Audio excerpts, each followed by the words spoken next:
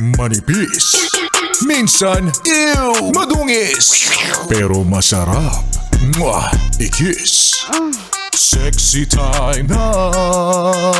Sexy Mega!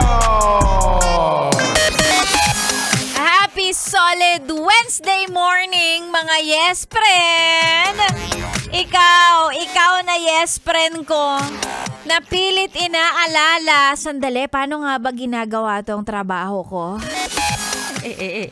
Ang tagal kasi ng bakasyon mo. Yan ang sinasabi ko sa iyo ha. Bakasyon ka. Holiday. Gusto mo yan eh. Tapos eto na, pagbalik ng work week, yung normal work week, hindi mo na ngayon alam kung saan magsisimula dahil number 1, ang dami nung gagawin. And number 2, parang, paano nga itong work ko ulit? Paano nga ulit ito? Hindi na alam. Ay nako. Alam mo, totoo talaga yung yung sinasabi nila. Na minsan kahit 1 o 2 araw lang ng pahinga, talagang marireset ka. 'Di ba? Yung totoong klase ng pahinga, kasi yung mga yes friend natin ngayon, alam ko naman na kahit pag sinabing day off, hindi naman talaga kayo nagde-day off eh. Pero kapag ka talagang nabigyan ka ng totoong pahinga, reset talaga yan. Pagbalik mo ng trabaho, o pagbalik mo dun sa usual normal things na ginagawa mo, para bang hindi mo na alam na parang teka lang, paano nga ulit ito? Ano nga yung gagawin ko? Paano nga ulit ito? Ganon! Okay lang yon. Alam mo kung ganyan yung nafe-feel mo ngayong back to normal, unang linggo ng taong 2026. Unang normal work week ng taon na ito. Kung ganyan ang nafe-feel mo, okay lang yan. Ibig sabihin, talagang nakapagpahinga ka.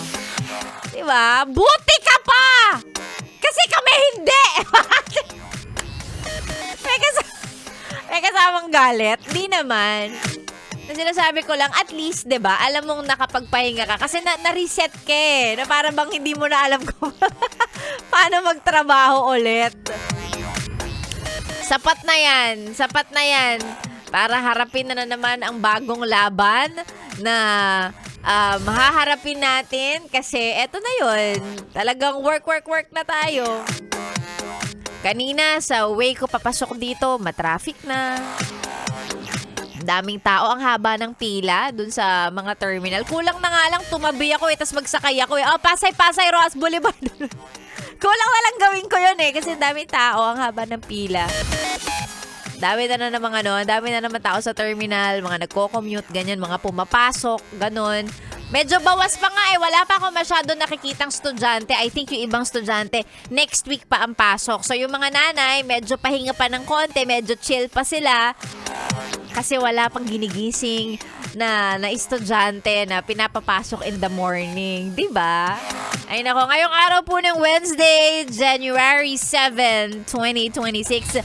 Magkakasama na naman tayo. Tuloy-tuloy hanggang mamayang tanghali. Opo, wala kang choice.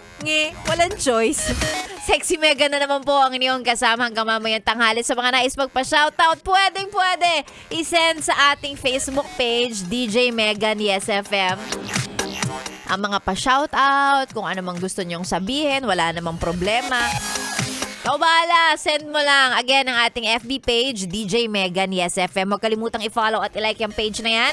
At mamaya, mga messages ninyo, subukan nating basahin lahat yan. Sexy Megan na po ang inyong kasama. Dito lang sa stasyong masarap pakinggan habang nagre-relax ka dyan, ang programang Chillax 101. Dito lang sa 101.1 Yes FM. Solid!